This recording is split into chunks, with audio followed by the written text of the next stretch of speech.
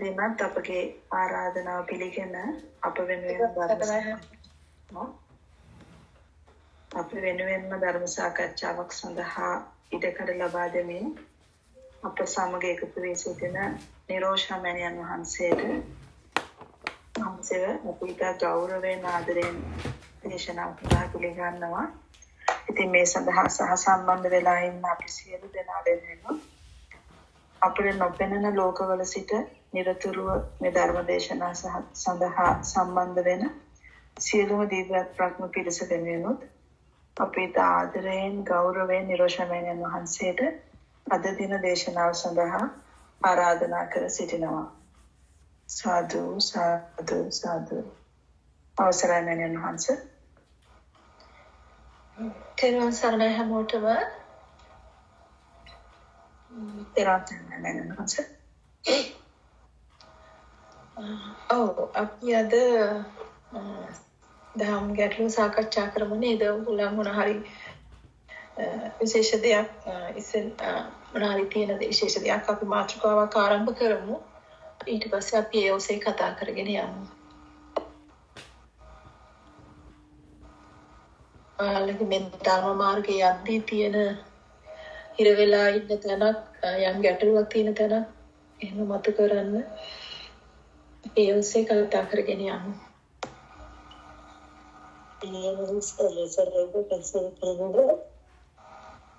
ඇහෙන්නේ නෑ. ඉතින්ගෙනස ප්‍රශ්න කරන්න අවසරද? ඔව් අහන්න. මම දැන් මේ අපේ ප්‍රායෝගික විදර්ශනා කිරීමේදී මතුවෙච්ච ගැටලුවක් තමයි අපි සිතක් ගැන කතා කරනවා. ඒ වගේම අරමුණු ගැන කතා කරනවා.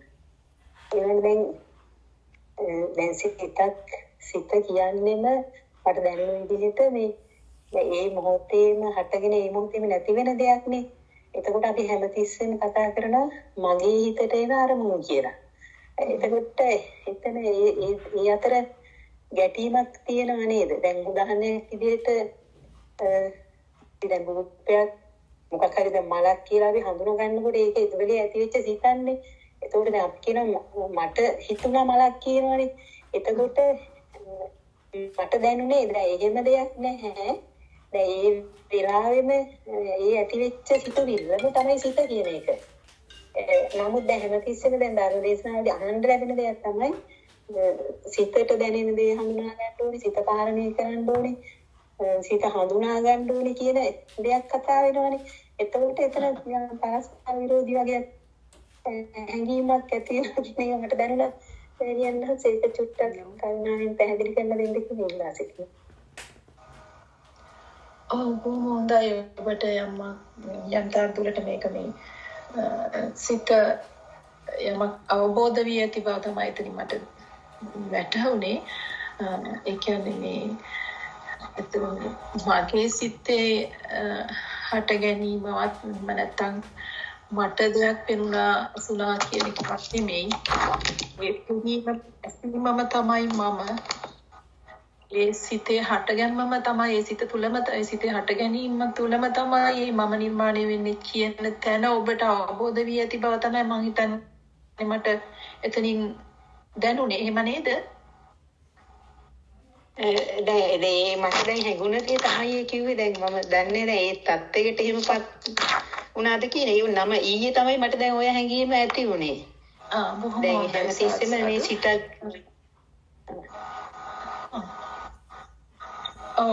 එතකොට නමුත් දැන් මට පේනවා මට දැනෙනවා කියන තැනින් ඇත්තටම පවතින්නේ ඒ මමත්වය, මම සහ ලෝකයේ වෙන්වීම සහ මගේ සිතේ හටගන්නා සිතිවිලි කියන තැනදී ඒ මමයි සිත, ඒ කියන්නේ මමයි සිතයි ඒ දෙකක් වෙන් වෙලා ඉතින් ඒකේ අර ඒකීය බව අවබෝධ නොවීම තුළ තමයි ඒ ස්වභාවය හටගන්නේ.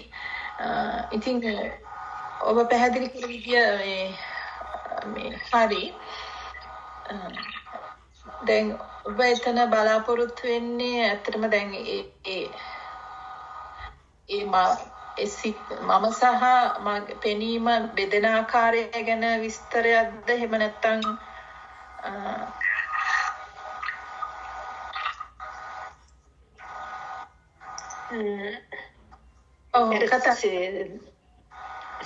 සිතක් සහ මම කියලා හැමතිස්සෙම කියනවනේ. දැන් මට දැනෙන්නේ ඒක එහෙම කතා කරන්න බෑ කියන එක. එතකොට සිත පාලනයක් කරන්නවත් එහෙම දෙයක් කරන්න බෑ කියන එක මට දැන් හැඟෙනවා. දැන් ඉවරේ ඇති වෙන සිත කියන්නේ මේ මට ඒක එහෙම පැහැදිලි කරන්න තේරෙන්නේ නැහැ. ඒ දකින්න දේ හරි ඇහි. මට ඔබ දැනෙනවා. හොඳයි. ඉතින් ඇත්තටම ඒක තමයි සත්‍ය. දැන් මෙතන මේ මොහොතේ හටගන්නා සිත දැන් සිතක් ඒ මොහොතේ සිතකින්නේ මේ මම කියලා හඳුනගන්නේ නේ. දැන් මේ රූපයට මම කියනවා නම් කෙනෙක් රූපේ මම කියලා අල්ලගෙන ඉන්නවා නම් එතකොට ඒ රූපය පේන්නේ ඇහැට නෙමෙයිනේ. අපි කතා කරලා තියෙනවනේ දැන් රූපේ අපි මේ රූපේ දිහා බලනකොට අපේ ඇහැ කියන්නේ නැහැනේ මේ රූපයක් කියලා. මේක මගේ කය කියලා. ඇස කියන්නේ නැහැ. ඒ සිතක් අපිට සිතන බවක් දැනෙන්නේ නේද? මේක රූපයක් මේ මගේ කය කියලා අපිට සිතන බවක් එනවා. එතකොට එහෙමනම් මේ සිත හට ගැනීම සිතන බවක් නම් ඒ සිත හට ගන්න ඕනනේ. කියන්නේ පෙර නොපවීම හට ගන්නා සිතකින් ඒ මොහොතේ අදහසක් දෙනවා මේ මගේ කය කියලා මේ මම කියලා. එතකොට ඒ මම කියලා පනවගෙන මේ රූපයට ඊට පස්සේ ඒ සිත හට ගන්නකොටම ඒ සිතේමයි ඒ මම කියලා මේ පැත්තෙන් හට ගන්නකොටම අනිත් පැත්ත බෙදෙනවා. ඒ කියන්නේ අවකාශය තුල මට බාහිර දේ නිර්මාණය වෙනවා එතනම. ඒ දෙක එකට සිද්ධ වෙන්නේ. එතකොට දැන් මම කියලා අඳුර ගන්නකොට මේ මමයි කියලා වෙන් වෙනකොට සිතකින් එතකොට මේ බාහිර දේ වෙනම කියලා වෙනම සිතක් එන්නේ නැහනේ. දැන් මමයි මලයි කියලා ගන්නකොට දැන් ඒ හට ගන්න සිතේ මම කියලා මේ මමනේ මල දකින්නේ මමයි කියලා සිත පහළ වෙනකොටම එතකොට එතන තව සිතක් හටගෙන මල වෙන් කරන්නේ නැහනේ. ඒතන පහළ වෙන සිතේ ඒ මොහොතේ එතනම පහළ වෙන සිතේ ඒ සිතම තුලම තමයි මේ මල සහ රූප මේ මම කියන ඒ කියන්නේ මේ මල කියන රූපයයි මම කියන රූපයයි දෙකම පහළ වෙන්නේ. ඒකට අපි කියන චක්කු විඥානය තුල ඒකීය පෙනීම කියන ස්වභාවය. ඒ පෙනීම ඒකීය තලයක්. එතකොට මෙන්න මේ පෙනීම කියන ස්වභාවයට මේ නාම රූප සම්බන්ධ වීම තුල මනෝ විඥානය සම්බන්ධ වීම තුල ඒ කියන්නේ ඒ චක්කු විඥාන ස්වභාවයේ පෙනීම කියන විපාකයක් අපි බව මනස ක්‍රියාත්මක වෙනවා. මනස ක්‍රියාත්මක වෙලා මනසින් බෙදනවා මේ මම මේ මල කියලා. ඒතර මේ මම කියලා හඳුනා ගැනීම තුලම තමයි අර මල කියන එක වෙන් වෙන්නේ. ඒ මම කියලා වෙන්වීම තුල. ඉතින් දැන් මේ වෙන්වීමට පෙර බෙදීමට පෙර පවතින්නෙම ඒකීයව හටගන්නා සිතේ ඒ මොහොතේ හටගන්නා සිතේ ඒකීයව එතන ඒ සිත තුල ඒ චිත්ත ස්වභාවය අපි චක්කු විඥානය ගත්තොත් ඒ චක්කු විඥානය තුල ඒ මොහොතේ එකම විදියට ඒ කියන්නේ එකම තලයක් තුල පහළ වෙන පෙනීමක්. එතකොට ඒ සිතම ඒ මොහොතේ හට ගන්නා සිතම තමයි මම වෙන්නේ බාහිර රූපය වෙන්නේ. ඒ දෙකම එකම සිතෙහි තමයි පවතින්නේ. ඒක බෙදනවා මනෝ විඥානේ. ඒක තමයි මේ විඥානේ මායාව කියන්නේ. විඥානයම මායාවක්. ඒ මනෝ විඥානය සම්බන්ධ වීම තුල ඒක දෙපැත්තට බෙදනවා.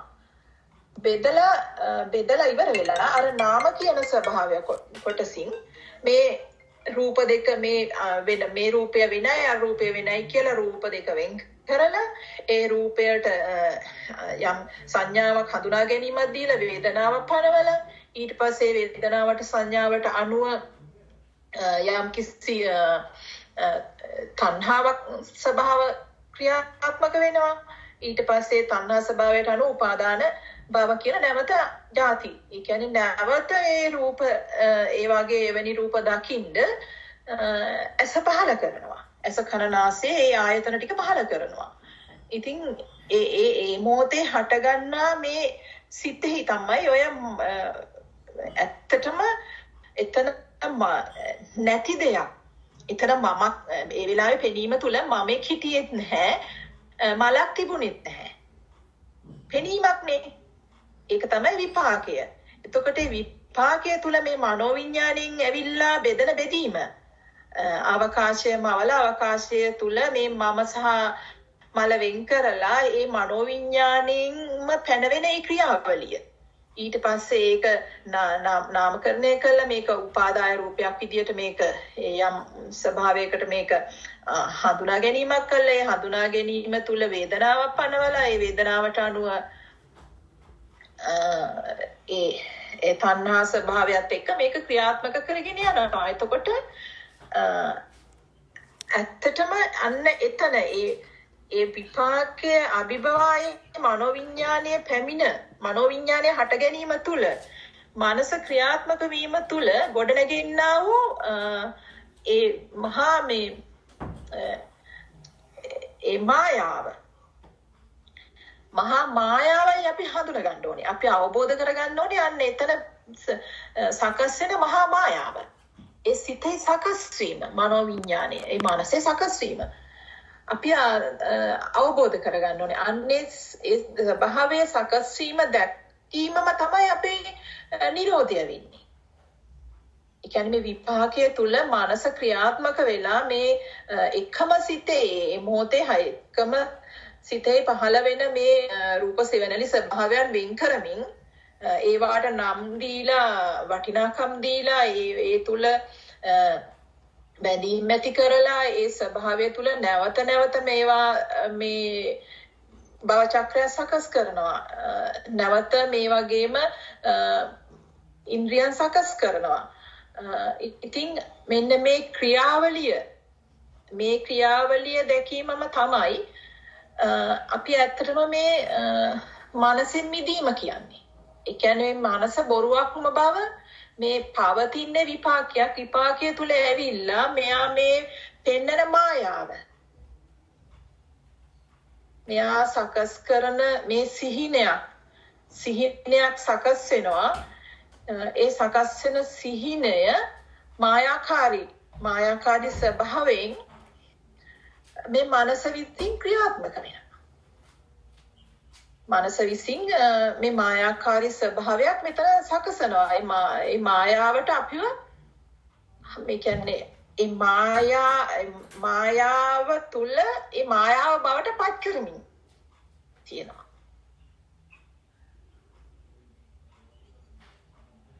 එතකොට මේ මනස තුලින් ඒ කියන්නේ ඒ සිහිනය තුල ඒ ක්‍රියාත්මක වන සෙවණැලි රූප සෙවණැලි දැන් මේ කය කියන්නේ සිහිනය තුල මේ මොහොතේ සකස් වෙන සිහින සෙවණැල්ලක් එතන සකස් වෙන සෙවණැලි ඡායාවක්.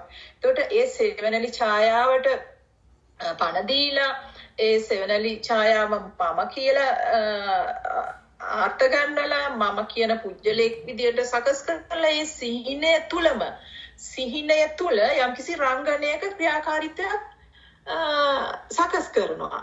ඉතින් ඒ සිහිනය තුල මෙයා මේ ක්‍රියාවලිය කරගෙන යනවා. ඉතින් මේක සිහිනයක්ම බව දැක්කොත් සහ මේ මනසින් සකස් වෙන මේ මනෝවිඤ්ඤාණය තුල සකස් වෙන මහා මායාවක් බව දැක්කම මේ සිහිනය තුල මේ කරන රංගනය හරියාකාරව දැක්කොත් මේ සිහිනය තුලින් අපි ඉවත් වෙනවා. මේ සිහිනය අභිභවා යනවා. දැන් අපි පෘථග්ජන ස්වභාවයේදී මේ සිහිනය තුල ඉඳගෙන ඒ සිහිනේම ජවනිකාවක් වෙලා සිහිනේම කොටසක් වෙලා ඒ සිහිනයත් එක්ක ඇදී නව සිහින නිර්මාණය කරමින් යනවා. ඒක තමයි මේ සසර කියන්නේ. මේ මොහොතේ වෙන්නේ ක්‍රියාවලිය. ඉතින් මේක සිහිනයක්ම බව දැක්කොත් මේ මනෝ විඥානය තුලින් සකස් වෙන මහා මායාවක් බව දැක්කොත් අර සිහිනෙන් අපි අයින් වෙනවා. සිහිනෙන් අයින් වෙනවා කියන්නේ ප්‍රඥාව, ඒ අවබෝධය. ඒ අවබෝධය තුලින් මේ මහා ප්‍රඥාව තුලින් මේ සිහිනය ඒ මොහොතේ සකස් වෙන මේ සිහිනයක් බව දනිමින් ඒ සිහිනය කියන්නේ සිහිනය තුල සිහිනයත් එක්කම සිහිනය බවට පත් වෙලා ගමන් කිරීමක් නැතුව මේ සිහිනෙන් ඉවත් වෙලා මේ ක්‍රියාත්මක වෙන්නේ සිහිනයක් මායාව බව දකිමින් ඒ මොහොත පරිහරණය වෙනවා. ඒක තමයි විපාකය ගැනීම කියන්නේ. ඒක තමයි ක්‍රියාසිත කියලා ස්වභාවය. ඒ කියන්නේ මේක සිහිනයක්. ඒ මොහොතේ හටගන්නා සිතෙයි හටගන්නා මායා සෙවණැලිවල ඒ මනස මගින් ඒ සෙවණැලි සක්‍රිය කළා. ඒ සෙවණැලි වලට යම්කිසි චරිත පනපෝලා ඒ චරිත ඔස්සේ යම්කිසි කතාවක් ගොඩනගලා ඒ කතාව යම්කිසි රිද්මයකට යම්කිසි රටාවකට ඒ කතාව ගලනවා. එතකොට ඒ ගලන අතරේ ඒ මනස විසින්ම නව ජවනිකා සකස් කරනවා, නව පරිච්ඡේද සකස් කරනවා. ඉතින් මේ සකස් කිරීම තුල ඉතින් ඒවා අනිවාර්යෙන් මොකද මේ මායාව තුලනේ ඉන්නේ. මායාව තුල ඉන්න බව දැක්කේ නැහනේ. ඉතින් ඒ සකස් වෙන පරිච්ඡේදයන් අත්ත කරගෙන ඒවා බාර අරගෙන ඒකට දුක හෝ වේවා සැප හෝ වේවා ඒ දෙකේම ඇලිලා ඒක රංගනය කරමින් යනවා. ඉතින් මෙන්න මේක දැක්කීම තමයි අපි මෙතනින් ඉවත් වීම කියන්නේ. ඒ දකින්නේ ප්‍රඥාව බෝධයෙන්. එතකොට මේ ඉවත් වෙනවා කියන්නේ කෙනෙක් ඉවත් වීම නෙවෙයි, මේ ප්‍රඥාව තමයි මේ ඉන්ද්‍රිය බල ධර්ම වැඩෙනකොට මේ ඉන්ද්‍රිය බල ධර්ම තුලින් මේ ඒ බල ධර්ම ඉන්ද්‍රිය බල ධර්ම වැඩිමින් ඔබව මේ සිහිනේ නිදහස් කරනවා.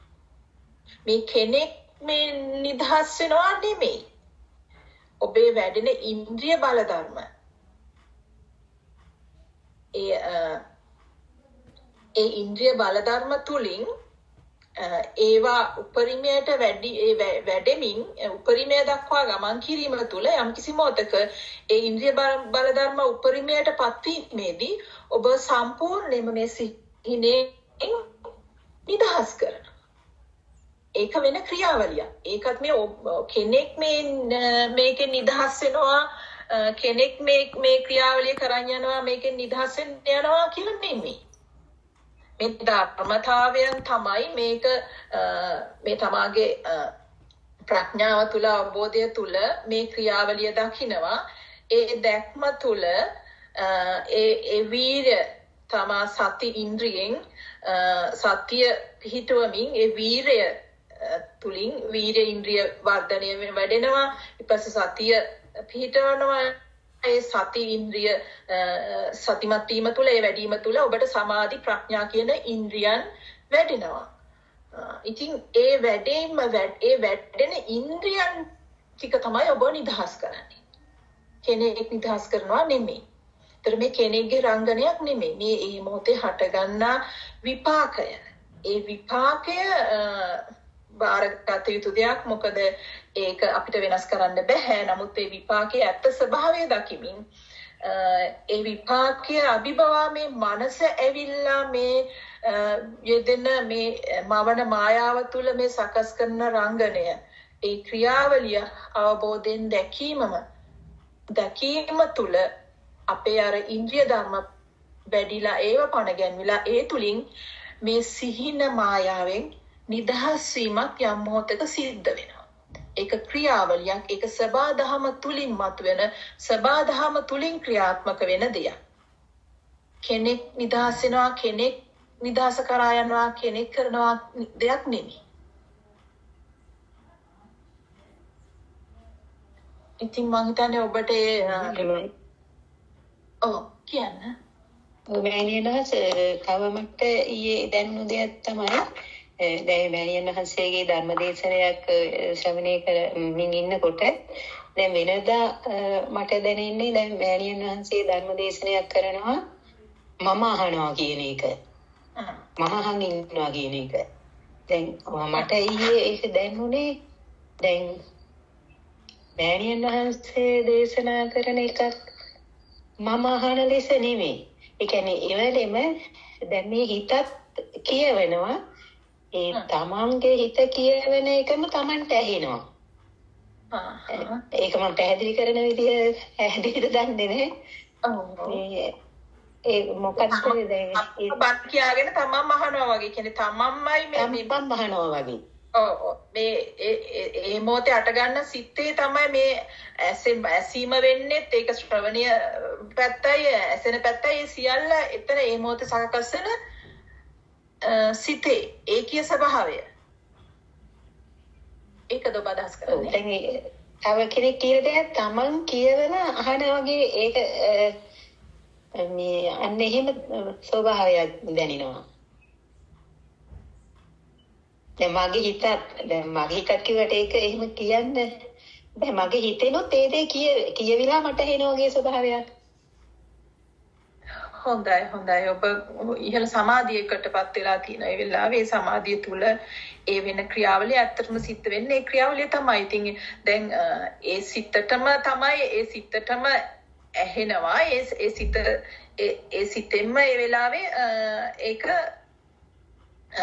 කියන්නේ දැන් තව කෙනෙක් කරනවා කෙනෙක් කියන දෙයක් අහනවා නෙමෙයි. ඒ වෙලාවේ විපාකය තුල තමාගේ සිත හට ගන්නවා. ඒ හට ගැනීම තුල මේ ඇසීම කියන විපාකය පවතිනවා. ඇසෙන බව. එතකොට ඇසෙන බවට ඒ විපාකයේ තුල යම් ඇසීමක් සිද්ධ වෙනවා. එතකොට ඇසීම කියලා එන්නේ ශබ්දයක් නේ. ඒ ශබ්දය තමාගේ මනසින් මනෝ විඥානය තුලින් ඒ ශබ්දය සකස් කරලා ගන්නවා මේ වචන බවට. එතකොට කෙනෙක් කියනවා නෙමෙයි එන්නේ ශබ්දයක්.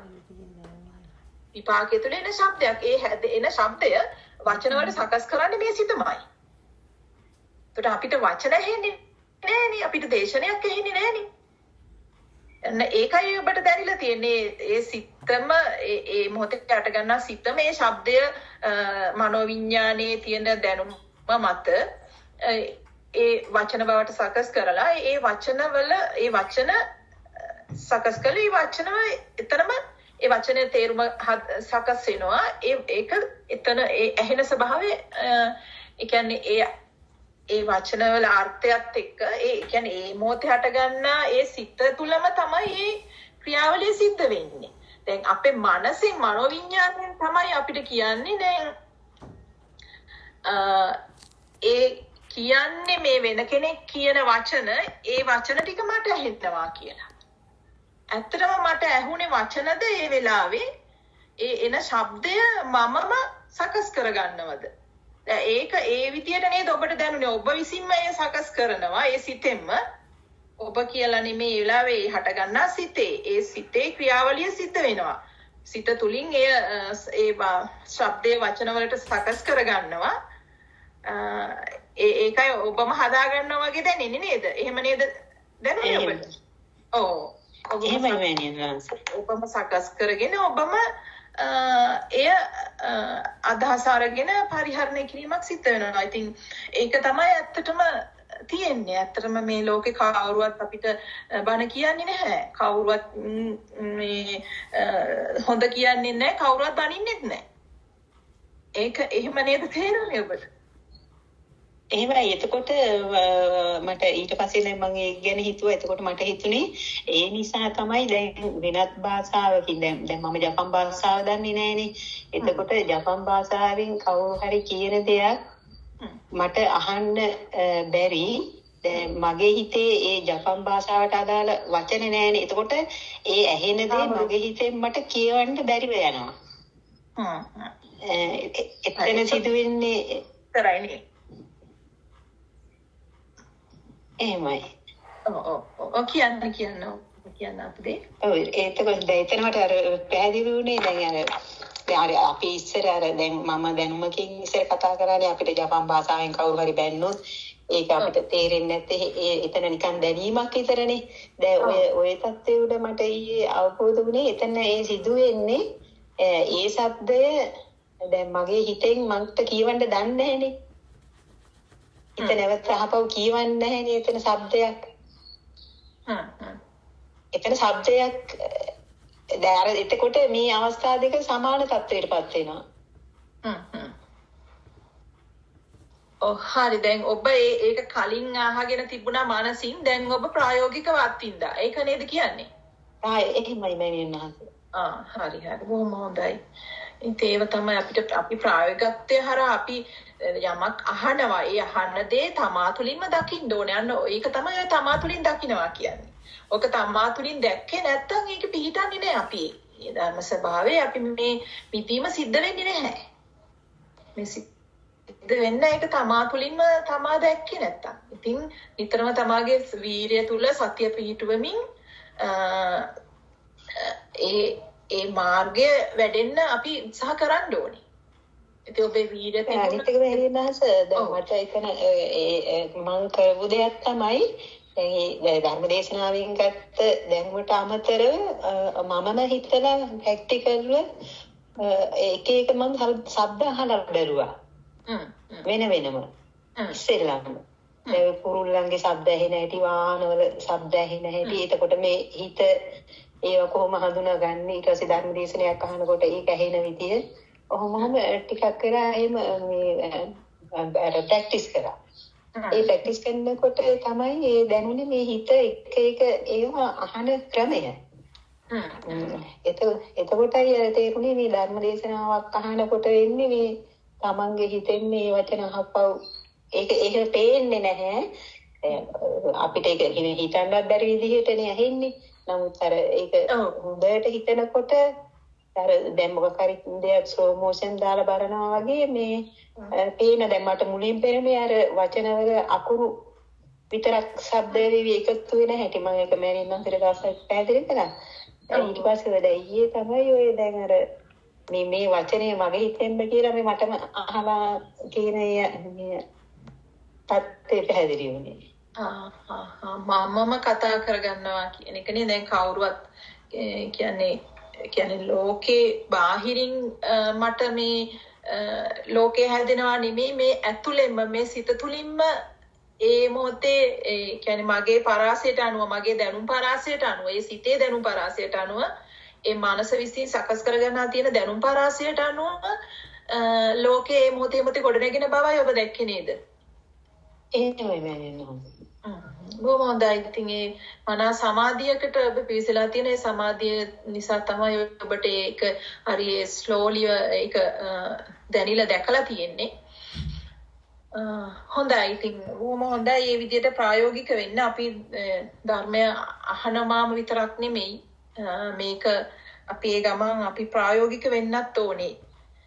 ප්‍රායෝගික වෙලා ඒ අත්දැකීම් මේ සියලු අත්දැකීම් මේ ධර්මය ඇසීම තුළින් එන දැන ගන්නා සියල්ල තමගේ අත්දැකීම් බවට පත් කරගන්න ඕනේ. අන්න එතකොට තමයි ඒක පිහිටන්නේ තමට. මෑණියනේ අවසරයි. මෑණියනේ සතර බ්‍රහ්ම විහරණවල මෙත්තා කරුණා මුදිතා උපේක්ඛා කියන තැනදී එතකොට මෙතේ බුදුන් දකින්න කියලා අපි අහලා තියෙනවානේ මෑණියනේ. මේ මොහොතේ බුදුන් දැකීම ගැන එතන පොඩ්ඩක් පැහැදිලි කරොත් මෑණියනේ. මේ මොහොතේ බුදුන් දැකීම. මෙත්තා මුදිතා කරුණා උපේක්ඛා ඒ සතර බ්‍රහ්ම විහරණයන් අපි කියන අපි ලෞකිකව සහ ලෝකෝත්තර අර්ථයන් දෙකකින් එතන පැනනවා. ඉතින් මෛත්‍රිය ඊපස්සේ කරුණා කියනකොට කරුණාව මුදිතාව ඒ වගේ සඳහන් වෙනවා. නමුත් අපිට ඒක ඊට ගැඹුරින් දකින්න පුළුවන්. දැන් මෛත්‍රිය කියන තැන මෛත්‍රී බුදුන් දැක නිවන් දකින්න කියලා කියන තැන අපිට මේ කියන්නේ මේ මොහොතේ බුද්ධ ස්වභාවය දකින්න ඇත්තටම මේ මොහොතේ අපි මේ මොහොතට සිහියට එනවා නම් අපිට ඇත්තටම මේ මොහොත තුල පවතින්නේ බුද්ධ ස්වභාවයමයි අපි. මේ මොහොත තුල සිහිය නැතිවීම තුල තමයි අපි මේ මාර ස්වභාවයටපත් වෙන්නේ. මේ මොහොතෙන් අපි මිදෙන හැම මොහොතකම මේ මොහොතේ සිහිය අපෙන් මිදලා අසිහිය පැනෙන හැම මොහොතකම අපි ඉන්නේ මාර ස්වභාවයේ. ඒ කියන්නේ අපි වැඩි හරියක්ම අනන්ත සංසාරේ මේ ඇවිල්ලා තියෙන මාර ස්වභාවය තුල. දැන් තමයි අපි අපේ බුද්ධ ස්වභාවයටපත් වෙන්න වීර්ය කරන්නේ, උත්සාහ කරන්නේ. ඉතින් ඒ කියන්නේ අපි මේ මොහොතේ අපේ පාරමී සම්පූර්ණ වීම තුළ අපිට උතුම් ශ්‍රී සද්ධර්මය ඇසෙන්න මේ කාලේ අපිට මේ වාසනාවන්ත වෙලා තියෙනවා. ඉතින් ඒ උතුම් ශ්‍රී සද්ධර්මය මගේ බුදු පියාණන් වහන්සේගේ ශ්‍රී සද්ධර්මය අපිට ඇසෙනවා. එතකොට ඒ බුද්ධ වචනවල පවතින ඒ පණිවිඩය අපිට දැනගන්න තරම් අපිට අවබෝධ වෙන්න තරම් අපේ පාරමී ශක්තිය ප්‍රබල වෙලා පවතිනවා. ඉතින් අපි හැමෝගෙම එහෙමයි. ඒ නිසා තමයි අපි මේ ශ්‍රී සද්ධර්මය මේ අසමින් මේ තරම් මේ වීර්යවන්ත වෙන්නේ මේ භව ගමන දිවා ගන්න. ඉතින් අපිට මේ මොහොතේ කියන්නේ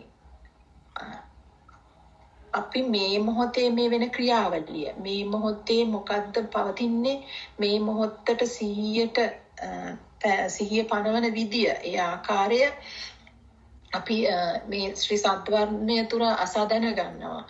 එතකොට මේ මොහොත කියන්නේ ඇත්තටම අපිට මේ මොහොතේ සිහිය පනවනවා කියන්නේ අපි හරියට මේ ශ්‍රී සද්ධර්මයේ ඇසිලා සම්මාදිට්ඨියට පැමිණලා තියෙනවා නම් ඇත්තටම අපි මේ මොහොතේ සිහියට පැමිණෙනවා කියන්නේ අපි මේ මාර ස්වභාවයෙන් මිදිලා මාර ස්වභාවයෙන් මිදෙනවා කියන්නේ අපි මේ ආයතන වලින් මිදිලා ඒ කියන්නේ මේ මිදිලා විඥානීය ඉක්මවලා ආයතන ඉක්මවලා මේ මොහොතේ ඒ පවතින විපාකය තුල ඒ බුද්ධ ස්වභාවය තමයි එතන ඒ මොහොතේ පැනවෙන්නේ. ඒ බුද්ධ ස්වභාවයට තමයිපත් වෙන්නේ. එතකොට අපි හැමෝම තුල අපේ අභ්‍යන්තරයට අපි ගිලා බසිනකොට අපි හැමෝම තුල අපේ අභ්‍යන්තර තුල ඇත්තටම පවතින්නේ බුද්ධ ස්වභාවයම. මේ බුද්ධ ස්වභාවය අපිට කොහෙන්වත් හොයාගෙන යන්න කොහෙන්වත් ළඟා කරගන්න දෙයක් නෙමෙයි. අපේ අභ්‍යන්තරය තුලම සැඟවිලා තියෙන අපි නොදැක්ක ඒ මායя තුලින් මාර ස්වභාවය තුලින් යටපත් වෙලා වසා තිබුණා ඒ බුද්ධ ස්වභාවය මතු කර ගැනීම තමයි ඒ බුද්ධ ස්වභාවය දැකීම තමයි මේ මොහොතටපත් වීම කියන්නේ. ඉතින් අතරම දැන් ඒකයි මෙතේ බුදුන් දකින්නවා කියන්නේ. අතර මේ මොහොතේ දැන් අපි දැන් අර මේ බද්දේ කරත සූත්‍රයට අනුව බුදුන් වහන්සේගේ බුද්ධ දේශනාව ඒ බුදු පියාණන් වහන්සේගේ දේශනාවේ තියෙනවා අතීතං වාගමියං අපටිතං අනාගතං පච්චුප්පන්න යෝ ධම්මා තතතස්ත විපස්සති. ඒ කියන්නේ මේ එතන දේශනාවින් උන්වහන්සේගේ මේ මොහොත ගැන මේ ප්‍රත්‍ය හටගන්නා ස්වභාවය. ඒ කියන්නේ ප්‍රත්‍ය මේ මොහොතේ මේ සිත හටගන්නා ස්වභාවය. ඒ කියන්නේ ඒ සිත හටගන්නා ස්වභාවය කියන්නේ ඒ ඉන්ද්‍රියන් සකස් වෙන හටගන්නා ස්වභාවය සහ මේ ආයතන සකස් වෙන ස්වභාවය දකින්න කියනවා මේ ප්‍රඥා අවබෝධය තුලින්. ඉතින් අතීතං නම් ආගමියන්. ඒ කියන්නේ අතීතය දැන් ඉවරයි. අතීතය නැවත පැමිණෙන්නේ නැහැ. අපි අතීතය ගැන හිතන්නේ අපි අතීතය දැනගන්නේ මේ මොහොතේ. එතකොට ඒ මේ මොහොතේ හටගන්නා සිතෙන් අපි අතීතයක් මතක් කරලා ගන්නවා.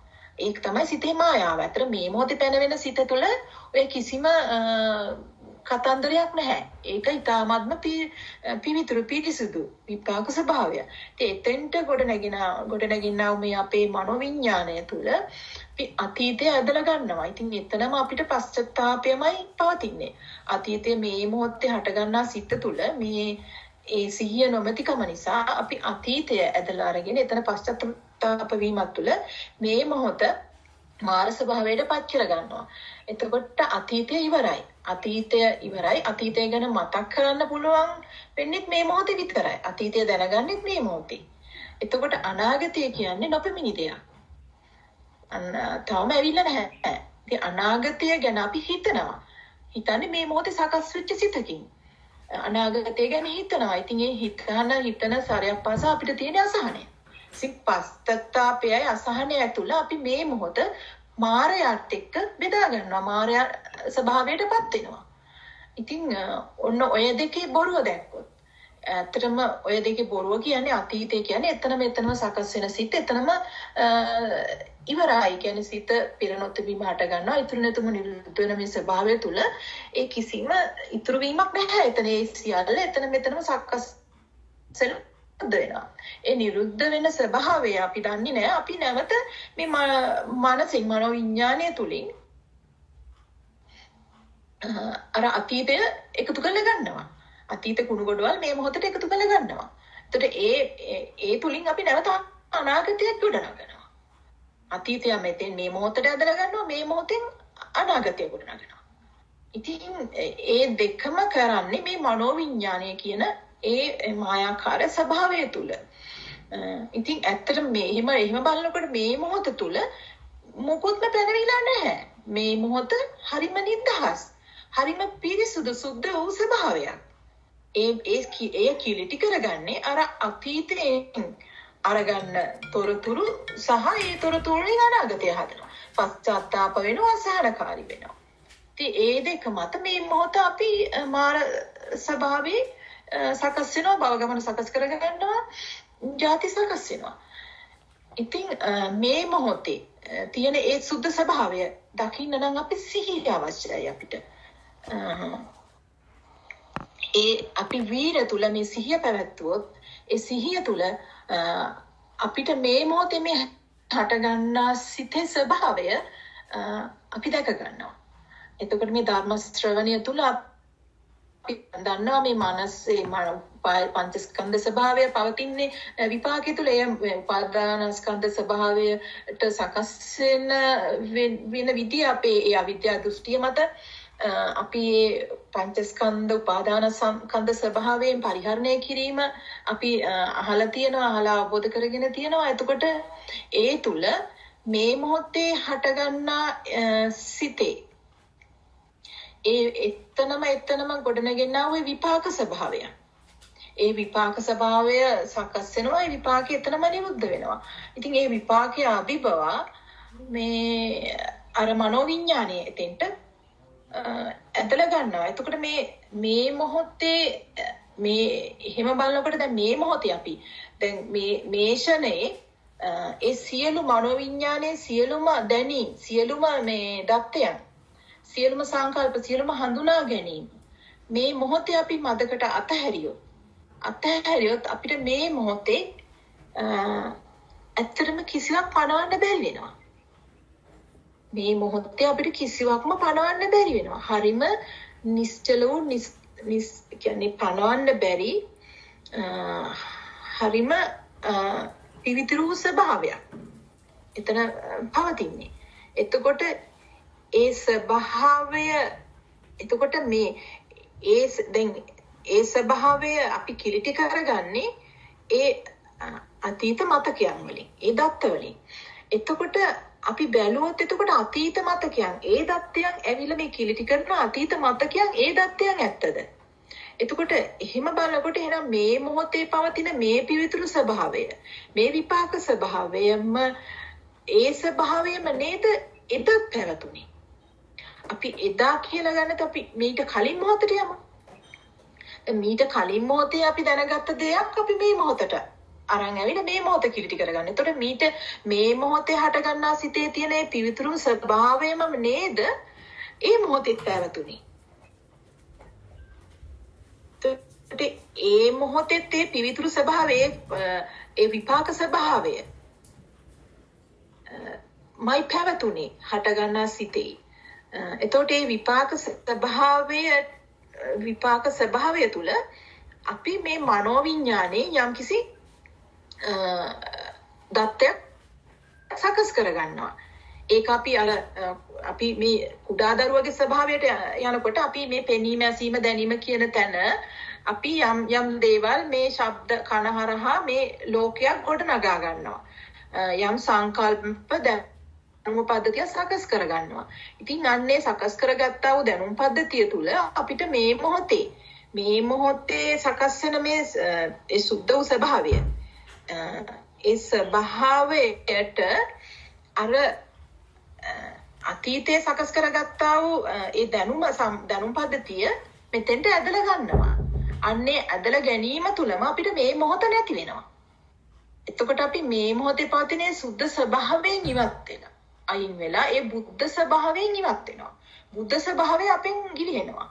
ගිලිලා අපි මේ මනස සමග තමයි පනසත් එක්ක පොරබදනවා. ඒ මනස තුල මම සහ ලෝකයේ ගොඩනගාගෙන එතන යම් දුකක් පනව ගන්නවා. ඉතින් මෙන්න මේ ස්වභාවය දැක්කම ඊට පස්සේ එතන ඉඳලා අපිට නැවත මේ සත්‍ය දකින්නකොට අපිට ඇත්තටම අතීතය කියන්නේ ඉවර වීමක් අනාගතය නොපෙමිණෙන එකක්. ඒ කියන්නේ නැවත අනාගත ඊළඟ මොහොත කියනකොට අපි ඊළඟ මොහොතට යනකොට ඊළඟ මොහොත කියන්නේ මේ මොහොත. ඉතින් කවදාවත් අපිට අනාගතයක් හමු වෙන්නේ නැහැ.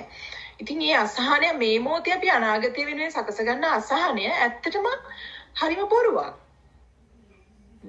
ඉතින් ඒ බොරුවේ මායාව දැක්කම අපිට මේ මොහොතේ කරන්න තියෙන්නේ සිහිය පනවන්න පමණයි. මේ මොහොතට සිහිය පැනවෙනවා. ඒකයි පච්චුප්පන්නයෝ ධම්මා තත්ත විපස්සති කිව්වේ. ඒ කියන්නේ මේ මොහොතට සිහිය පනවන්න. ඒක තමයි යෝනිසෝ මනසිකාරය වෙන්නේ. ඒ සිහිය පනවනකොට අර ධර්ම ඥානය තුල ඒ අවබෝධය එතෙන්ට දෙමිනෙනවා. එතකොට ඒ මොහොතේ අපිට ඒ විපාකයේ තුල යම් ලෝකයක් ගොඩනගන්න උත්සාහ කරනවා නම් මේ මනසෙන් ඒ සිහිය තුලින් ඒ ප්‍රඥා අවබෝධය තුලින් ඒ දැක්ම තුලින් එය අහෝසි වෙනවා. ඒ කියන්නේ ඒ මොහොතේ සැකසෙනා වූ නව කර්ම සකස් නොවි පවතිනවා. ඒ කියන්නේ නූපන් කුසල අපිට උපදවා ගන්න නැතිව යනවා. ඒ වගේම අපි සිය පැවැත්වීම තුළ අපේ ඒ කියන්නේ නූපන් අකුසල් නොයිපදෙනවා නූපන් කුසල් වැඩෙනවා. ඉතින් ඒක තමයි මේ මොහොතේ මෙතේ බුදුන් දැක නිවන් දකින්න කියන්නේ මේ මොහොත දකින්න. මේ මොහොත දකින්නකොට අපිට මේ මොහොතට සිය පැනනකොට දැන් ඒ විදිහට අපි වීර්ය තුල ගමන් කරනකොට සතියෙන් ඇත්තටම අපිට මේ සිත සකස් වීමට පෙරම අපිට මේ මායාව දකිනවා. මෙතන ඇත්තටම මේ සිත පෙන්නන මේ ස්වභාවය ඒ මොහොතේ මෙතන සකස් වෙන මේ විපාක පෙනීම ඇසීම දැනීම කියන මේ ස්වභාවයන් ඇත්තටම මේක සිහිනයක්. මේකේ මොහොතේ සිත තුළ සකස් වෙන චිත්තද සෙවණැලි ශබ්ද තරංග ශක්ති තරංග ස්වභාවයන්. ඉතින් ඒවය තුළ ඇත්තටම ඒවය තුළ රූප ශබ්ද ගන්ධ රසයන් ස්පර්ශයන් ඒව පැනවෙන්නේ නැහැ. ඉතින් ඒවා ගොඩනැගෙන හැටි දකිනවා මේ මොහොතේ ඒ පවතින ශක්ති කම්පන ස්වභාවයන් ඒ විපාක චිත්තය තුළ ඒ සැකසෙන විපාක තලයේ අභිබවා මේ මනෝවිඤ්ඤාණය ඇවිල්ලා කියන බොරුව දකිනවා. ඉතින් අන්න ඒ දකීම තුළ අපි ඒ දකින මොකද දකින්න ප්‍රඥා ඉන්ද්‍රිය එතන එන්නේ නඩපණ වෙනවා මේ නිරෝධ වෙනවා. එතකොට ඒ තුලම අපේ ඒ සිහිය තවත් පැවැත්වීම සමාධි ප්‍රඥා ඉන්ද්‍රිය බල ධර්ම වැඩ වෙනවා.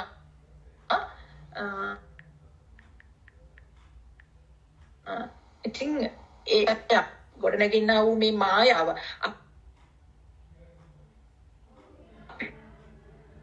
එම අපිව 80ට පත් කරමින් අපිව යටපත් කරමින් මේ සත්‍ය ස්වභාවය අපිට නිදහස් වෙන්න කියන්නේ කෙනෙක් නිදහස් වෙනවා නෙමෙයි මේ මානසේ ස්වභාවය සම්පූර්ණ යටපත් වෙලා මේ ප්‍රඥා ඉන්ද්‍රිය කියන ප්‍රඥා ආලෝකය පූර්ණ වෙනවා.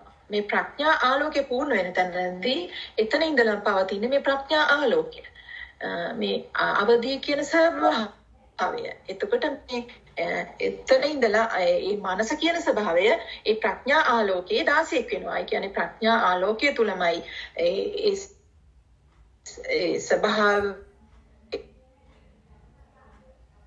එතකොට මුක්ති විපාකය පරිහරණය කිරීම සඳහා ඒ විපාකය සඳහා මනස උදව් කරගන්නවා. අර මනසට නතු වෙන්නේ නැහැ. මනස පිළිගන්නේ නැහැ. මානසින් මිදිලා එතකොට ඒ මානසින් මිදීම කියන්නේ ආයතන වලින් මිදීම. එතකොට මේ ආයතන සකස් වෙන්නේම සිත්. මේ ආයතන කියන්නේම සිතක්. ඒ මානසික සකස් වීම. එතකොට මේ මානසින් මිදුණා කියන්නේ මේ ආයතන වලින් මිදුණා. එතකොට එතන සිට අපි මේ ප්‍රඥා අවබෝධය තුළ මහා ප්‍රඥා ආලෝකය තුළ තමයි ඒ මොහොතේ මේ විපාකයේ ක්‍රියාත්මක වෙන්නේ. එතනට අපි කියනවා ඒවා ක්‍රියාසික කියලා. එතකොට ඒක තමයි අපිට මේ මොහොතේ මේ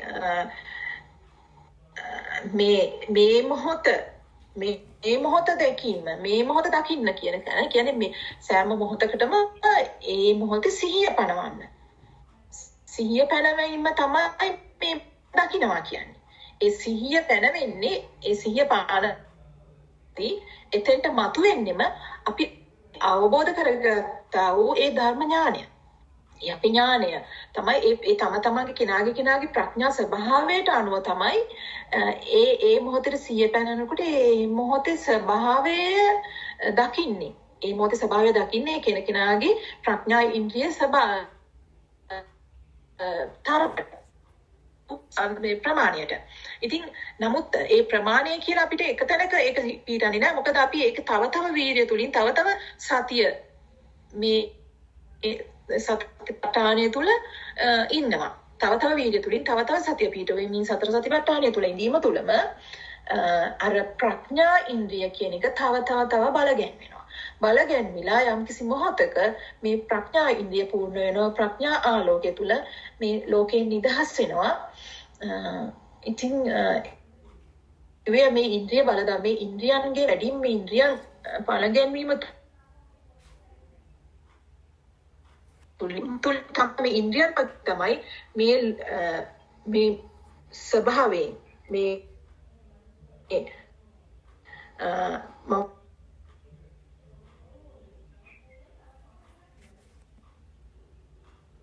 මායා ලෝකයෙන් නිදහස් වෙයි ඉන්ද්‍රියන් තුලින්මයි ඒ ස්වභාවයෙන් කියන්නේ ඒ උත්තම ස්වභාවයට ඔසවා තබන්නේ. ඉතින් ඒකයි කිව්වේ මේ මොහොතේ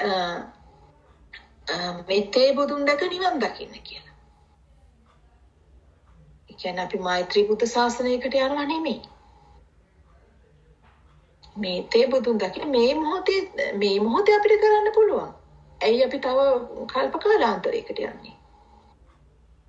වීර්ය තියනවා නම් අපේ ඒ වීර්ය තුලම මේ සතර සතිපට්ඨානය වැඩෙනවා නම් ඒ වැඩිවීමට අපිට වීර්ය තියනවා නම් අපිට මේ මොහොතේම මේ මෙතේ බුදුන් දැක නිවන් දකින්න පුළුවන්.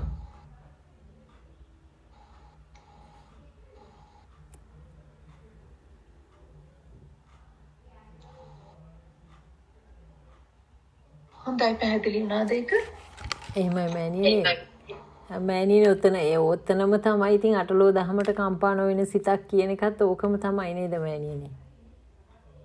ඔව් ඉතින් එතකොට දැන් අපි මේ මොහොතේ මේ මනසේ බොරුව දකිනවා නම් අතීතය අනාගතය ගැට ගහමින් මෙතනම මේ තණ්හාව තුලින් මේ ලෝකයේ ගොඩනගන විදිය දකිනවා නම් අපිට එතන අටලෝ දහමක් පිළිගන්න බැහැනේ නේද?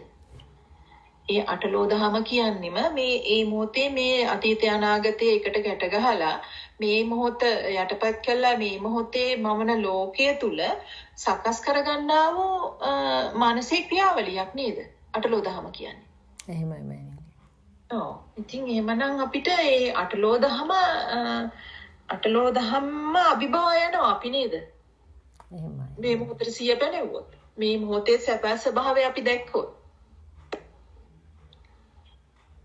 අටලෝ දහම්ම අභිභව යනවා.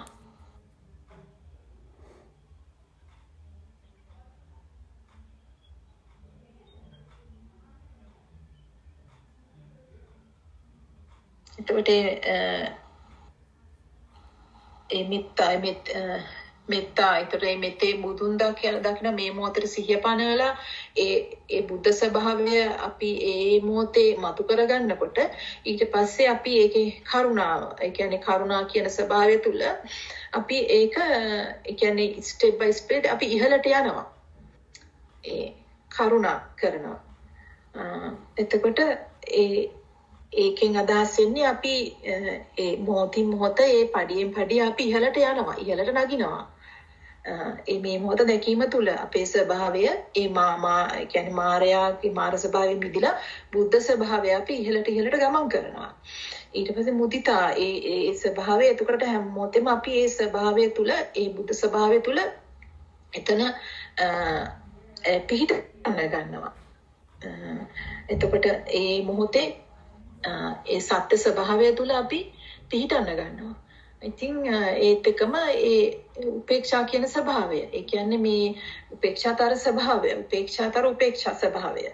ඒ කියන්නේ මේ ලෝකයෙන් මිදිලා ලෝකයෙන් ඈතර වූ ස්වභාවය, ලෝකයෙන් මිදිලා මේ ලෝකයේ විපාකයේ තුල ඒ උපේක්ෂා සහගතව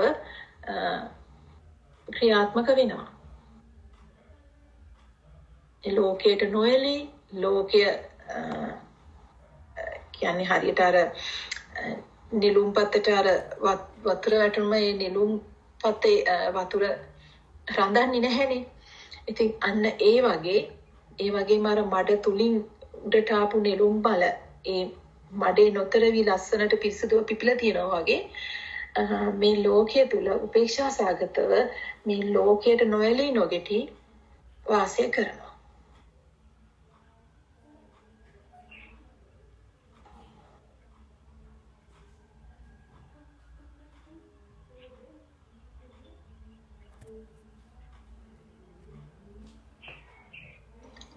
හොඳයි කතා කරන්න ඕගොල්ලන් තව මෑණියනි අවසරයි නිබ්බාන ධාතුව කියන තැන පොඩ්ඩක් පැහැදිලි කරොත් මෑණියනි.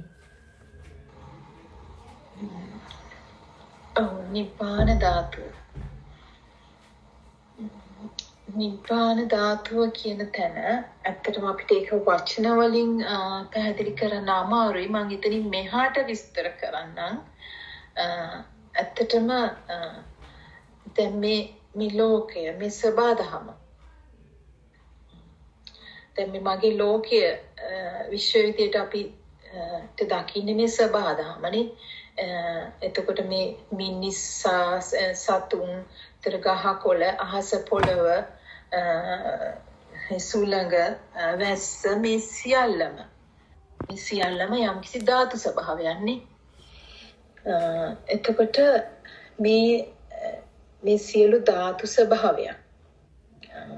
එතකොට ඒ ධාතු කියන්නේ ඇත්තටම ඒක ඇත්තට මේ චිත්ත ස්වභාවය තුලින් මේ අපේ සිත තුලින්ම නිර්මාණය වෙන ඒ ශක්තියින් තුලින් සකස් වෙනා වූ ඒ තුලින් සකස් වෙනා වූ ස්වභාවයක්ම තමයි මේ සුද්දාෂ්ටක කියන ස්වභාවය.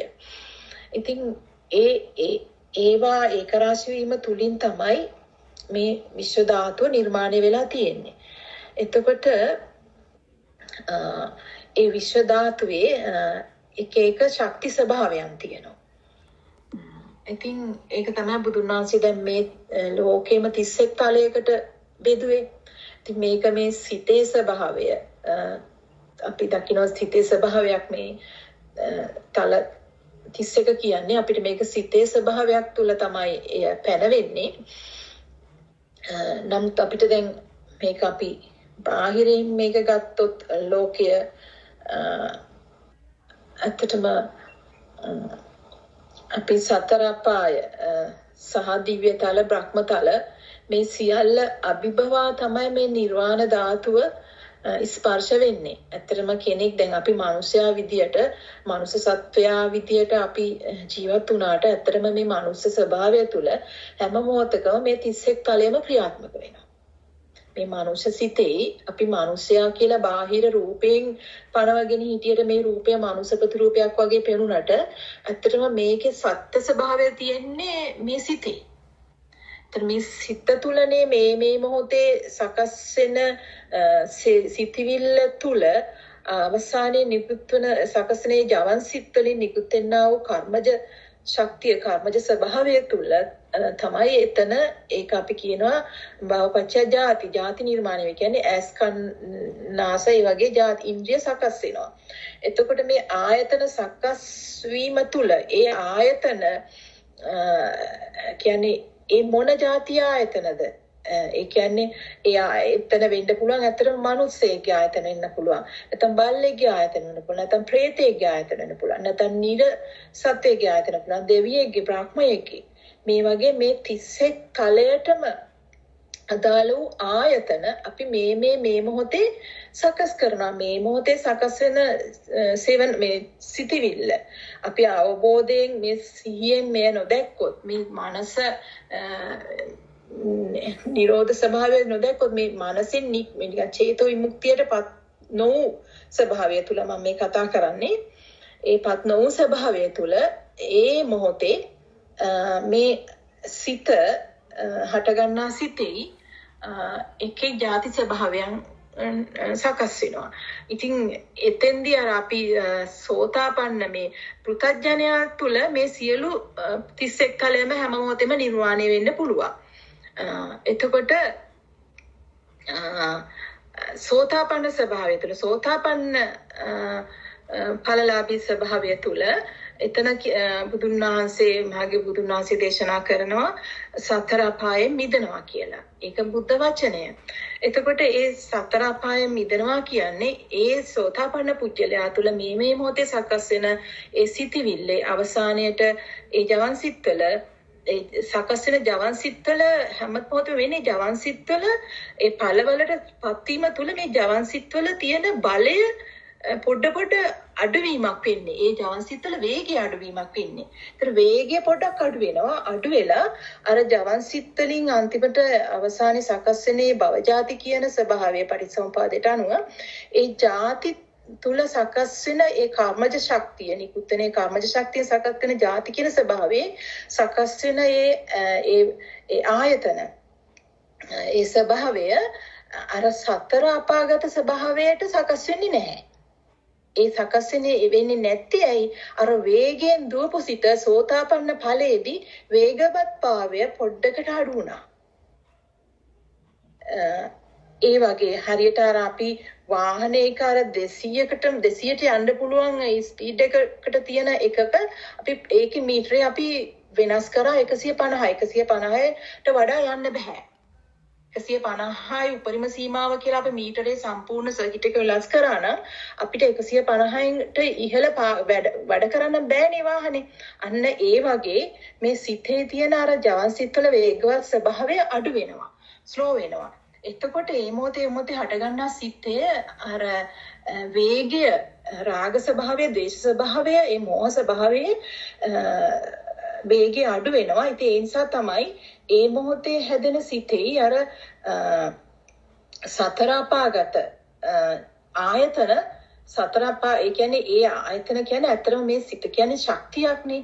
මේ සිත කම්පණය වෙනවා. මේ ශක්තියක ස්වභාවය තමයි සිත කියන්නේ ශක්තියක් නම් ඒ ශක්තියගේ ස්වභාවය තමයි ඒ ධර්මතාවය තමයි කම්පණය වීම. එතකොට මේ කම්පණය වෙනකොට ඒ කම්පණය වෙන ශක්තියේ තියෙනවා තරංග ආයාමයක්.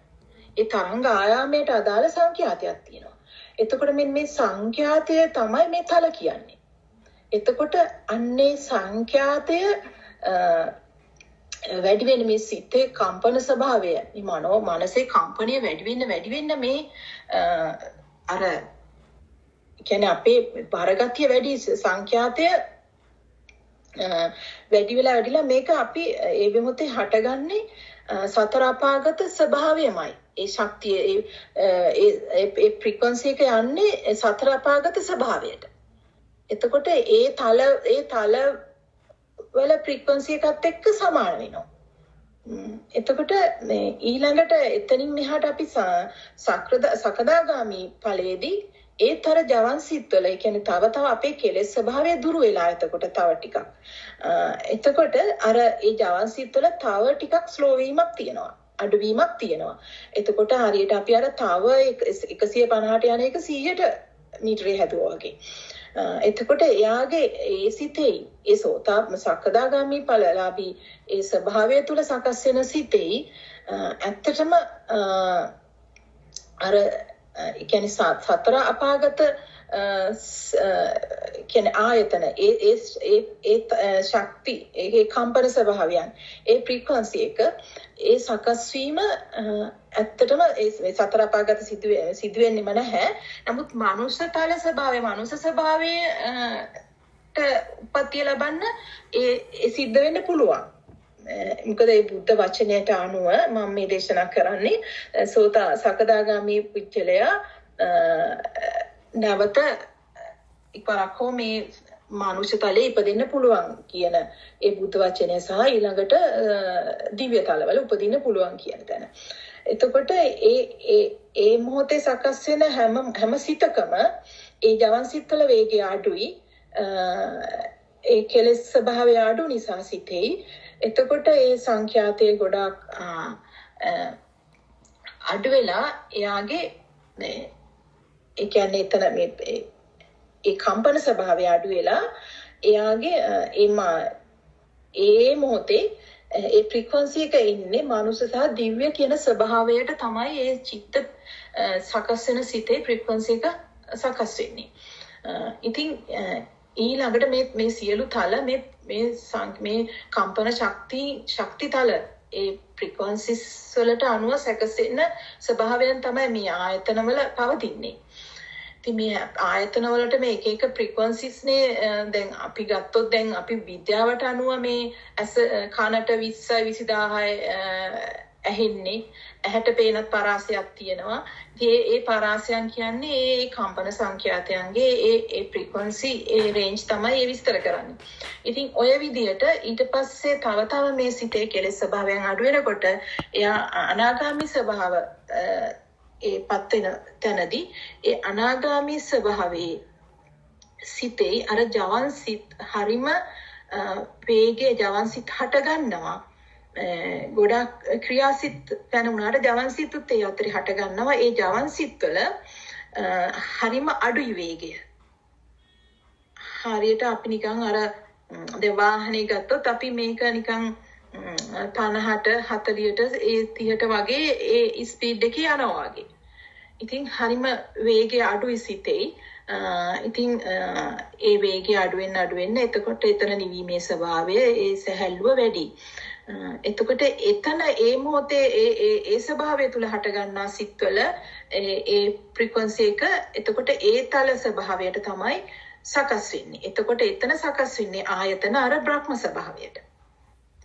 එතකොට ඒ බ්‍රහ්ම ස්වභාවයේ පවතින ඒ ස්වභාවයට තමයි ආයතනයක් සකස් වෙනවා නම් ඒ සකස් වෙන්නේ. එතකොට අවසානයේ මේ සිතෙන් මිදීම චේතෝ විමුක්තිය තුල. එතකොට මේ සිතේ මිදීම කියන්නේ මේ සිත සකස් වෙන්නේ නැහැ. මේ සිත සකස් වීම තුල තමයි මේ කම්පණය සකස් වෙන්නේ. කම්පණය ඇති වෙන්නේ. ඒතර මේ සිත සකස් නොවෙනවා නම් එතන කම්පන ස්වභාවයක් පවතින්නේ නැහැ. එතන තියෙන්නේ සම්පූර්ණ පූර්ණ වූ නිශ්චල ස්වභාවය. අර සුද්ධ ස්වභාවය පමණයි. එතකොට ඒ සුද්ධ ස්වභාවය තමයි අපි මේ නිර්වාණ ධාතුව කියලා මේ අපි වචනයෙන් සඳහන් කරන්නේ. එතකොට එතෙන්දී ඒ සුද්ධ ස්වභාවය තුල ආයතන හට ගැනීම නැහැ. මොකද ආයතනයක් හටගන්නේ මේ මනසේ කම්පනය. කම්පනයේ සියුම්ම පුංචි හෝ කම්පනයක් තිබුණොත් තමයි ඒ කම්පනයට අදාළව ආයතන සකස් වෙන්නේ. ඒකයි බ්‍රහ්මතලයේ අර සිත පමණක් සකස් වෙනවා කියන්නේ ඒ පුංචි හරි කම්පනයක් තියෙන නිසා එතන සිත සකස් වෙනවා අනිත් ආයතන ටික නැති වුණාට. එසකන්නාතිය නැති වුණාට. ඉතින් ඒ වගේ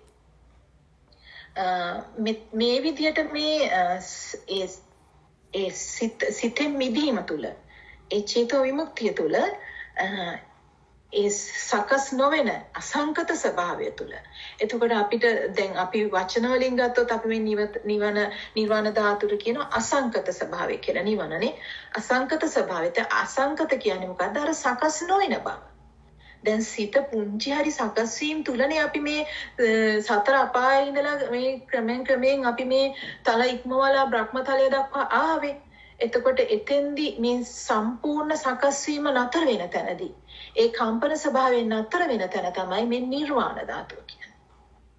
ඉතින් එතන පවතින සම්පූර්ණ සුද්ධ වූ ස්වභාවයක්.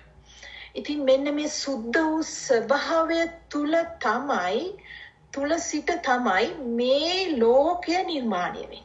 මේ තල 31 නිර්මාණය වෙන්නේ. එතකොට මේ සියලු 31 තලයේම දරා සිටින තැන තමයි මේ නිර්වාණ ධාතුව. ඒ ධාතු කියන ස්වභාවය දරා සිටීම කියන අර්ථය මේ නිර්වාණ ධාතුව තුලින් තමයි මේ සියලු 31 තලය දරා සිටින තැන මේ නිර්වාණ ධාතුව. එතකොට මේ එතන පවතින සම්පූර්ණ ඥානය මේ විශ්වයේ යමක් නිර්මාණය වෙනවද ඒ හැම නිර්මාණයටම දායක වෙන්නා වූ ඥානය පවතින්නේ අන්න එතන.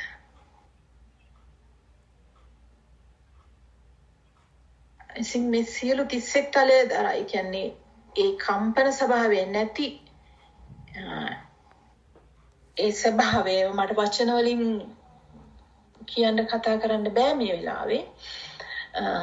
ඒ සියලු කම්පන ස්වභාවයන් ඉක්මවා ගිහපු ඒ තනේ ස්වභාවය තමයි මේ එතන ඒ නිර්වාණ ධාතුව එතනින් එහා ඒ කම්පනයන් තුලින් සකස් වෙන මේ සියලු තල මේ ශක්ති තල ඒ සියලු තල දරා සිටින්නා වූ ස්වභාවය ඒ නිර්වාණ ධාතුව. ඉතින් අර සියලු තලයන්හි ඒ මොහොතේ සකස් වෙන ආයතන ඒ සිතත් සකස් වෙනවා ඒ හැම තලයකම සුළුෙන් හෝ සිත සකස් වෙනවා සියුම්ම හෝ සිත සකස් වෙනවා ඒ ප්‍රඥාතලයේ සිට. ඉතින් ඒ සිත සකස් වෙලා ඒ සකස් වෙන සිත තුළ ඒ මොහොතේ ආයතන සකස් වෙනවා. ඒ ආයතන තුළ ඒ ආයතනයේ විපාකයට අනුව රූපය සකස් වෙනවා. එතකොට ඒ නාම රූප ස්වභාවය තුළ හැම මොහොතෙම ඒ ආයතන වලින් මාරු වෙමින් ඒ රූපයෙන් රූපයට මාරු වෙමින් ඒ 31 තලයේ උඩට පහළට ගමන් කරනවා මේ සත්වය. තල මාරු වෙමින් ඒ මොහොතේ ආයතන මාරු වෙනකොට ඒ යම් තලයක සකස් වුණාට පස්සේ ඒ තලයේ තියෙන ශක්ති ස්වභාවය ඒ ජීවිත ඉන්ද්‍රිය අවසන් වෙනකොට එතෙන්දී අවසාන සකස් වෙන ඒ සිතේ හට ගන්නා ඒ ආයතන ස්වභාවය ඒ සිතේ කම්පන ස්වභාවයට අනුව ඒ ෆ්‍රීකවන්සි එකට අදාළ තලයට එතනම හට ගන්නවා. එතනම නැවත රූප කායකින් හට ගැනීම සිද්ධ වෙනවා. ඉතින් ඔන්න ඔය විදියට මේ තල 31 තලයම උඩට පහළට ගමන් කරමින් සිටින සත්වයා යම් මොහොතක මේ පහළ වෙන්නා වූ මේ අපේ මහා බුද්ධ ස්වභාවය ඒ විශ්වයේ තියෙන පවතිනා වූ බුද්ධ ස්වභාවය මතු කළා අපිට පෙන්වන්නේ පහළ වෙන මහා උත්තමයන් වහන්සේලා ඒ අපේ සම්මා සම්බුදු පියාණන් වහන්සේලා මේ ලෝකයට මේ තලවලට පහළ වෙලා ඒ දේශනා කරන්නා වූ උතුම් ශ්‍රී සද්ධර්මය තුල ඒ කෙනාගේ ඒ පුණ්‍ය ශක්තියට අනුභවයට ඒ බුද්ධ වචනය ඇහෙනවා. ඒ බුදුරු පහළ වෙන්නේ මේ සබා දහමින්ම තමයි ඒ බුදුරු පහළ කරන්නේ. මේ ඒ මොකද මේ 31 කලේ දුක් විඳින මේ සත්වයන්ට යම් මොහොතක මෙතනින් ගැලවෙන්න අවස්ථාව උදා කරගෙන දෙන්න තමයි ඒ සබාධම තුලින් ඒ බුදුරු පහල කරන්නේ. ඒ බුද්ධ ස්වභාවය රූපයකින් පෙන්වන්නේ. ඊට පස්සේ ඒ බුද්ධ ස්වභාවය ඒ රූපකයෙන් පෙනී සිටිනා ඒ බුද්ධ ස්වභාවය තුලින් දේශනා වෙන්නා වූ ශ්‍රී මුඛයෙන් දේශනා වෙන්නා වූ ශ්‍රී සද්ධර්මයේ ඒ පුජ්‍යලයාගේ ඒ පුණ්‍ය ශක්තියට අනුව ඒ ශ්‍රවණය වෙලා ඒ ප්‍රායෝගික මාර්ගයේ සතර සතිපට්ඨානෙ ගමන් කරලා මේ සිතේ වේගය කම්පන ස්වභාවය අඩු කරලා යම්කිසි මොහොතක මේ කම්පන සීරෝ කරනවා. මේ ඒක තමයි මේ චේතෝ විමුක්තිය කියන්නේ. ඒ කම්පනේ සීරෝ වෙන තැනදී එයා මේ 31 ලෝක ධාතුවෙන්ම මිදිනවා. ඒ කියන්නේ මේ ආයතන වලින් මිදෙනවා. ආයතන තුලින් මිදිලා ඒ ප්‍රඥා ආලෝකය තුල ඒ බුද්ධ ස්වභාවයට ඒ නිර්වාණ ස්වභාවයට නිර්වාණ ධාතුව ස්වභාවයටපත් වෙනවා. එතන කිසිම හට ගැනීමක් නැහැ. ඒ ආයතන හට ගැනීමක් කිසිම හට ගැනීමක් නැති ස්වභාවයක් එතන. ඒ නිසා එතන ඒ ආයතන හට ගැනීම තුලනේ අපිට ඉපදීම සහ මරණය මේ දුක සියල්ල පැනවෙන්නේ.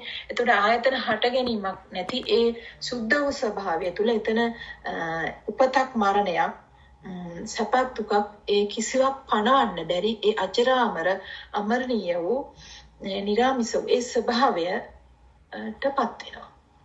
ඒ තමයි ඒ නිර්වාණ ධාතුවේ ස්වභාවය.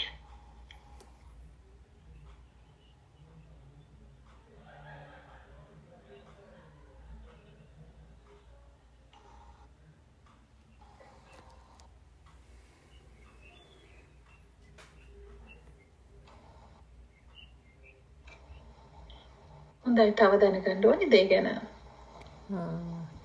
ඒක තේරුණා මෑණියනි. එතන තමයි මෑණියනි අඟුලිමාලටත් බුදුහාමුදුරුවෝ දැක්ක තැනම දේශනා කරපු එක කිව්වේ නේද මෑණියනි?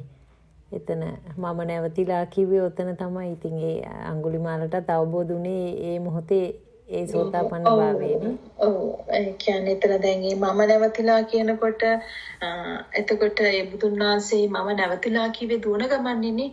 එතකොට ඒ දුවන ගමන් මම නැවතිලා කියනකොට දැන් එයාගේ ප්‍රඥාව නිසා නැත්තම් මේ ප්‍රඥාව නැති කෙනෙකුට නම් ඒක අහුවෙන්නේ නැහැ. මේ මොනවාද එතකොට ඒ ප්‍රඥාව අඩු කෙනා නම් ඒතර මේ මනුස්සයා මේ දුවන ගමන් මේ බොරු කිය නැවතිලා කියලා දුවනවා කියලා මේ බොරු කියනවා කියලා තව එලවන් යනවා නේද? එහෙම නෙමෙයි. දැන් මේ අඟුලිමාල කියන ඒ ඇත්තට මේ උතුම් පුජ්‍යලයට ඒ තිබුණා වූ මහා ප්‍රඥාව තුල එයාට යමක් තේරුණා. මේ ශ්‍රමණේ බොරු කියන්නේ කියන ඒ විශ්වාසයත් ඒ වෙලාවේ ආවා. එවිලා මේ දුවන කෙනා මේ මම නැවතිලා කියලා කියන්නේ මේ කයේ දිවීමට නෙමෙයි, මේ රූපේ මේ වෙන ක්‍රියාවට නෙමෙයි. මෙතනින් එහාට ගිය මහා ගැඹුරක් තමයි මේ තමයි මේ කියන්නේ. මේ කියලා ඒක දැනුණකම තමයි එතනම ඒ අඟුලිමාල නතර වුණේ. නතර වෙලා එතෙන්දී ඊට පස්සේ ඒ නතර වීම තුළ බුදුන් වහන්සේට ඒක ඒ බුද්ධ ඥානෙට ඒ බුද්ධ ඇසට ඒක දැනෙනවා. ඒ දැනෙන තැනදී එතෙන්දී යමක් දේශනා කරනවා. එතෙන්දී උතුම් සෝතාපන්න ඵලයටපත් වෙනවා. ඉතින් එතෙන්දී තමයි බුදුන් වහන්සේ පෙන්වන්නේ අර දැන් ඒ අඟුලිමාල එකේ ප්‍රශ්නයක් තියෙනවා මේ මෙච්චර මේ දහස් ගණන් මිනිමරුප්පු මම කොහමද මේ සසරෙන් එතර වෙන්නේ කියලා. ඉතින් එතෙන්දී තමයි අර බුදුන් වහන්සේ පෙන්වන්නේ මේ සිතේ ස්වභාවය. මේ සිත පෙරණොත් පිපීම හට ගන්නවා, ඉතුරු නැතුව නිරුද්ධ වෙනවා. තව සිතකට සම්බන්ධ වීමක් හෝ මේ එහෙම එකක් නැහැ. එහෙමනම් අපිට මේ නිර්වාණය කියන ස්වභාවයටපත් වෙන්නත් බෑ.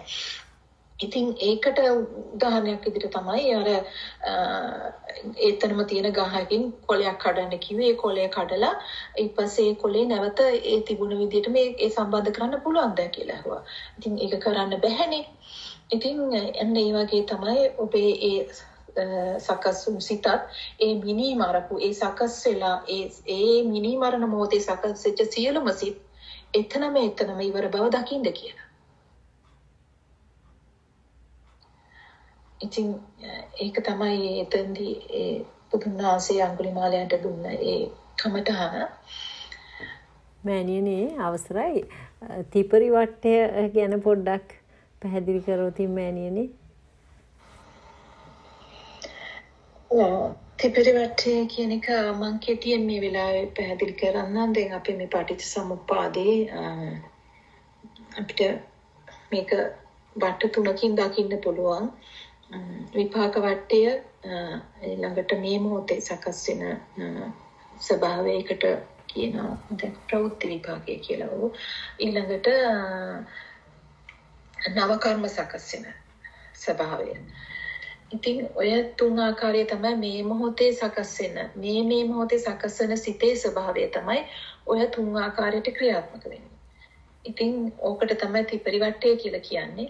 ඉතින් මේ විපාක වට්ටය කියලා කියන්නේ අපිට පෙර අවිද්‍යාව තණ්හා ආහාර ප්‍රත්‍ය තුලින් ඒ සකස් වූ කර්මජ ශක්තියින් තුලින් කර්ම භවය තුලින් මේ මොහොතේ මේ ආයතන කොට නැගෙනවා. මේ මොහොතේ ඉන්ද්‍රියන් සකස් වෙනවා. මේ මොහොතේ සකස් වෙන සිතේ පෙනීම ඇසීම දැනීම දැනගැනීම කියන ඒ ස්වභාවයන් ටික පහළ වෙනවා. ඒ පහළ වීම විපාකයක්. ඒක නතර කරන්න බෑ. මේ ජීවිතේන්ද්‍රිය පණ ගැන්වෙන තුරු ඒ ස්වභාවයන් ටික හට ගන්නවා. ඒ හට ගැනීම තුළ ඒ විපාක වට්ටිය ක්‍රියාත්මක වෙනවා. එතකොට එතෙන්දී යමක් මේ පෙනීම ඇසීම දැනීම කියන ස්වභාවයන් ටික සකස් වෙනවා. එතකොට ඒ සකස් වෙලා ඊට පස්සේ ඒ හරහා මේ මනෝවිඤ්ඤාණය සකස් වෙනවා. මනෝවිඤ්ඤාණය ක්‍රියාත්මක වෙනවා.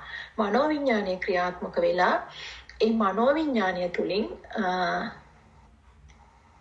යම්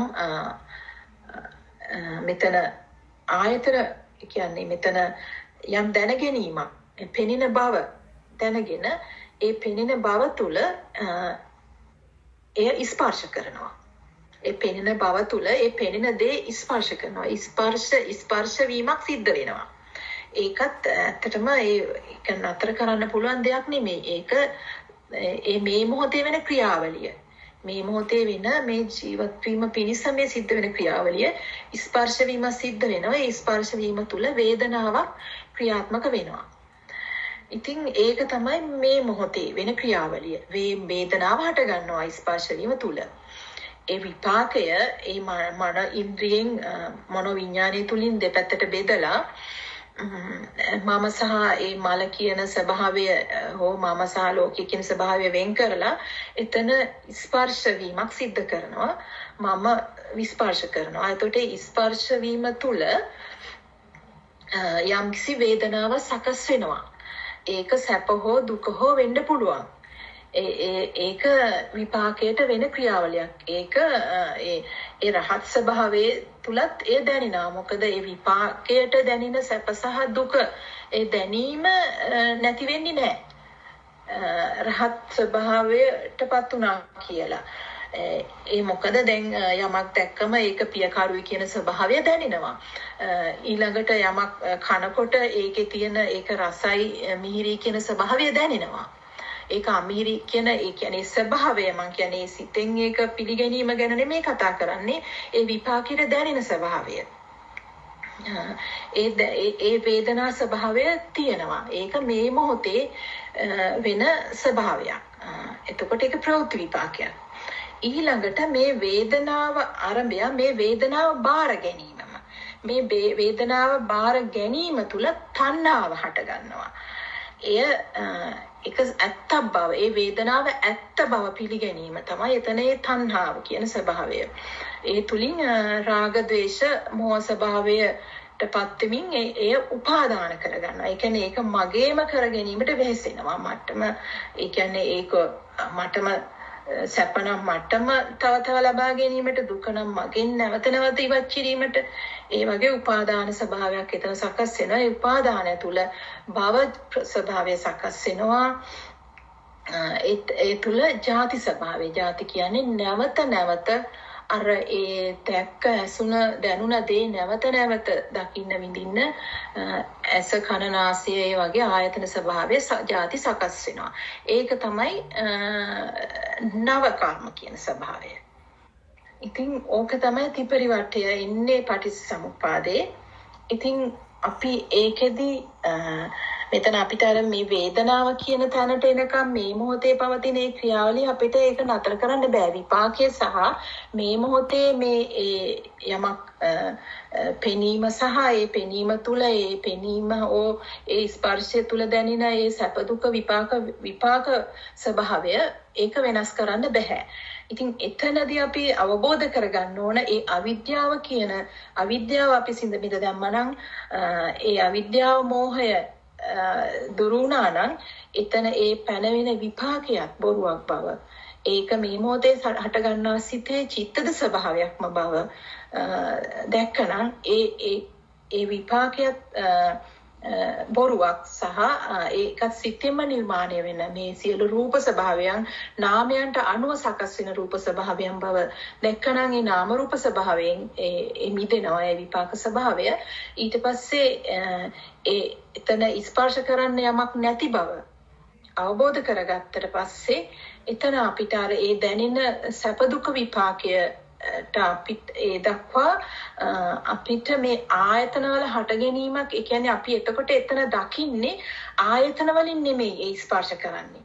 ඒ ස්පර්ශ කරන්නේ ඒ ස්වභාවය තුල ස්පර්ශ කරන්නේ ප්‍රඥාවෙන්. ඒ ප්‍රඥාව තුල තමයි ඒ විපාකය සම්බන්ධ. කියන්නේ අතරම ආයතන වලින් නිදහස්. ඒ නාම රූපයෙන් පිරිසිදු දැක්ක තැනදී මේ ආයතන වලින් නිදහස් වෙනවා. ආයතන වලින් නිදහස් වෙනවා කියන්නේ ඒ ස්වභාවය මේ ලෝකයේ තුල නැහැ. ලෝකෙන් ඉවත් වෙනවා. මේ කොයිලාකවත් මේ රූපේවත් මේ නාමේවත් ඒ කොතනකවත් ඒ ස්වභාවය පිහිටන්නේ නැහැ. ඉතින් අන්න ඒ ස්වභාවය මේ ප්‍රඥා ස්වභාවය ප්‍රඥා අවබෝධ ස්වභාවය තුල තමයි මේ විපාකය මේ යමක් කියන්නේ ඒ මොහොතේ මේ යමක් ඇසීම පෙනීම ඒ ස්වභාවය තුළ මේ ලෝකයේ තුළ ක්‍රියාත්මක වෙනවා නම් ඒ ක්‍රියාත්මක වෙන්නෙම ඒ ප්‍රඥා ස්වභාවය තුළ.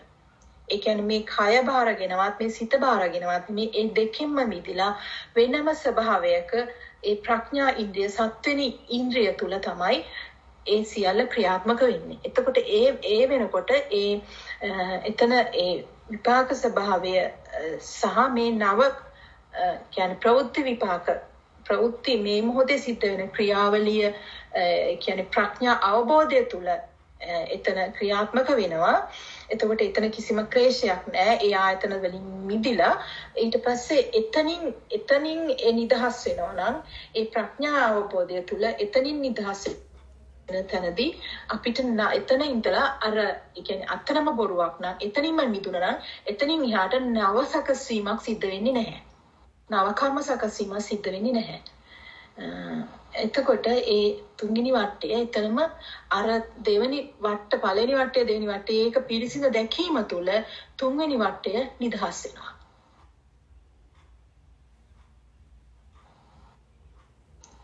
හොඳයි. මම හිතන්නේ එහෙමනම් අපි අද දේශනාව නතර කරමු නේද? මනෝරි ඒකට ඇතිද හොඳයි. ඔව් තේරුණා මම මේක. හොඳයි.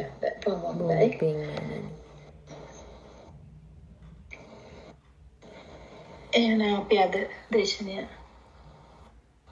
නතර කරමු. ඔබ වහන්සේට ගොඩාක් අද දින අපිට මෙහෙම දේශනාවකට සම්බන්ධ වෙන අවස්ථාවක් ලැබලා දුන්නට ඉතින් අද දින සියලුම දෙනා අප සියලු දෙනාම විසින් මේ ධර්ම ශ්‍රවණය තුළින් අත්පත් කරගත යුතු කුසලය නිරෝෂාමයන්යන් වහන්සේට ඒ සියලුම වැඩවසන ආරයන් වහන්සේලාට නිදුක් නිරෝගී සුවයෙන් චිරජීවනයෙන් දීර්ඝායුෂ ලබා සුවසේ වැඩවසන්නට හේතු වාසනා වේවා කියලා අපි හැමෝම මෛත්‍රී සිතින් පින් අනුමෝදන් කරමු.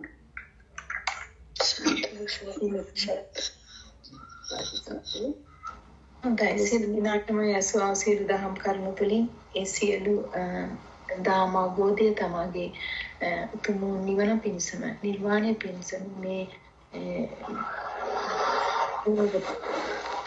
යාව දැකලා ඒ අවබෝධ කරගෙන ඒ මානසික මිදෙන්න උතුම් චේතු විමුක්තිය කරා පැමිණීමට ඒ ධර්ම පිටපත් වේවා මම අදිෂ්ඨාන කරනවා මේ මොහොතේ සියලු දෙනාටම තෙරුවන් සරණයි.